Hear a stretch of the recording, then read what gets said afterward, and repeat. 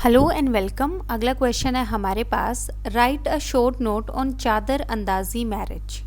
Answer हम start करेंगे introduction से। इंट्रोडक्शन में आ गया कि जो री मैरिज है विडोज़ की वो एग्जिस्ट करती थी कॉमनली, और जो चादर अंदाजी है जिसमें सेरेमनी जो है वो रिड्यूस कर दी गई है मिनिमम पे, is one of the recognized form है मैरिज की। तो बेसिकली ये हमारे पास विडो री मैरिज से रिलेटेड है।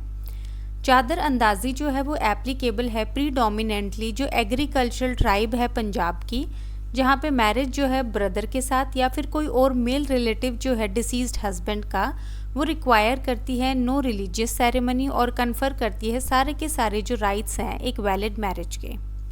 केस आगे इसमें हमारे पास दलीप 4 वर्सेस फट्टी।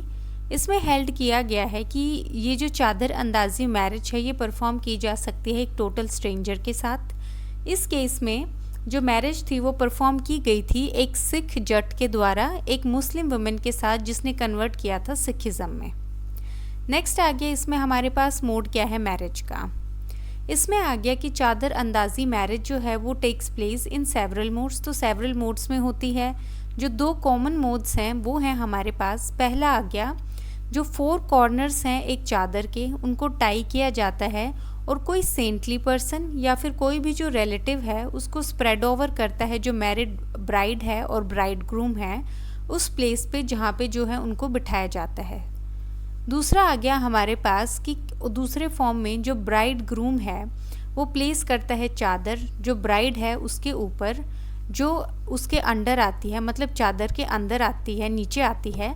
और जो प्लेसिंग ऑफ चादर है वुमेन के ऊपर और उसकी जो एक्सेप्टेंस है उसके द्वारा, या फिर coming of the bride and bride groom under the चादर, कि चादर के नीचे ब्राइड का और उसके जो है ब्राइड ग्रूम का दोनों का आना, ये मोड ऑफ एक्सप्रेशन है इंटेंशन का पार्टीज़ के द्वारा और वाइफ के द्वारा कि जो है लिव टुगेदर, मतलब साथ में रहेंगे एज हस्बैंड एंड वाइफ।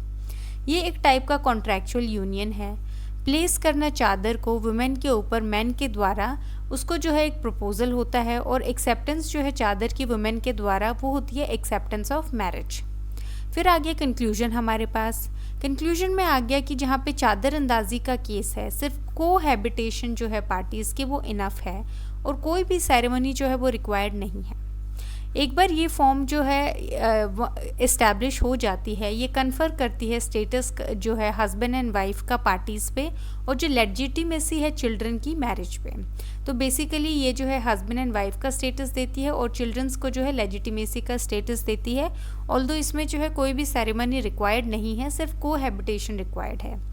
अब इस क्वेश्चन में 2-3 बातें ध्यान रखने वाली हैं। पहला ये कि हमने 10 मार्कर के हिसाब से किया है। मोस्टली ये क्वेश्चन 5 मार्कर में ही आता है, उसमें ज़्यादा चेंजेस करने की ज़रूरत नहीं है। आप इंट्रो लिख सकते हैं, केस लॉ आप अवॉइड कर सकते हैं, मोड लिख सकते हैं और उसके बाद जो है कंक्लूजन लिख सकते हैं। केस लॉ में अगर आपको बहुत, जैसे इस केस लॉ का जो है ईयर नहीं जो है लिखा गया है, तो अगर किसी भी केस लॉ का आपको ईयर नहीं पता है या फिर याद नहीं है आपको, तो आप केस लॉ भी मेंशन कर सकते हो। इसमें कोई कंपल्शन नहीं है कि आप जो है ईयर मेंशन करें। ईयर मेंशन करने से क्या होता है, मार्क्स आपको थोड़े से ज़्यादा मिल सकते हैं, बट आप कंप्लीटली अवॉइड ना करें केस लॉ को अगर आपको ईयर नहीं पता है या फिर याद नहीं है आपको। तो 5 मार्क्स में जो आप इतना सा लिख सकते हैं। ये थियोरेटिकल क्वेश्चन है, तो किसी भी स्टेट में अगर बेयर एक्ट भी अवेलेबल है तो आप इसको जो है बिना मतलब बेयर एक्ट के साथ भी जो है अटेम्प्ट नहीं कर सकते हैं, क्योंकि ये प्योरली थियोरेटिकल क्वेश्चन है। इसके बारे में जो है आपको पता होना चाहिए चादर अंदाजी क्या होता है, उसके मोड्स क्या हैं, और कंक्लूजन में आप 2 बातें लिख सकते हैं कि कोहैबिटेशन ज़रूरी है, सेरेमनी ज़रूरी नहीं है, स्टेटस होगा हस्बैंड एंड वाइफ का और लेजिटिमेसी ऑफ चिल्ड्रन जो है वो कन्फर्म होंगे। बाकी इस क्वेश्चन में जो है हमने सब कुछ इंक्लूड कर लिया है। So thank you.